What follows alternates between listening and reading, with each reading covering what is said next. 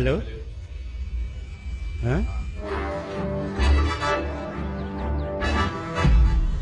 ငါစိတ်ခေါ်တယ်ကွာနောက်10နှစ်နေရင်ငါတို့ပြန်တွေ့ပြီဘာလို့လဲ ရှင်းရဲ့ဟန်စင်းမှုကကြီးမြတ်လာပါတယ်ဒီနေ့ချမှုကိုလက်ခံတော်မူပါဘာလဲဒီဦးတွေယူပြီးလာနေပြီဟဲ့တောင်းသားတိတွေဒီကိုလာပါတဲ့နည်းနည်းလာကြ ဒီကျောင်းကကျောင်းသားတွေကို32နှစ်လုံးစင်ဆက်မပြတ်ဘလက်ကာယာပြုတ်ကျင်ခဲ့သူပါပဲခင်ဗျာ ဘယ်လိုလဲအားလေးဆွဲလို့ပြော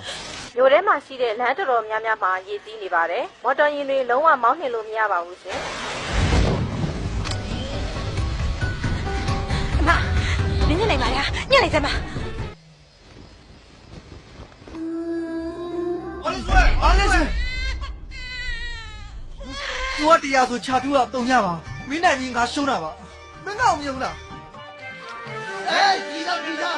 ရှင်းရဲ့ဟန်စင်းမှုကကြီးမြတ်ပါတယ်လက်ခံပေးပါ ကြံပေးမယ်နော် Mr. Wangru ပြီးတာနော် ပြန်တော့ဟဲ့ရာဂျိုငါလည်းပြသွားလိမ့်မယ်ကွာငါမှကလေးလည်းရှိသေးတယ် ဂုရုကြီးရန်ဂျိုတက်မင်းခဲ့တာတကယ်ကိုအမှန်ပါပဲ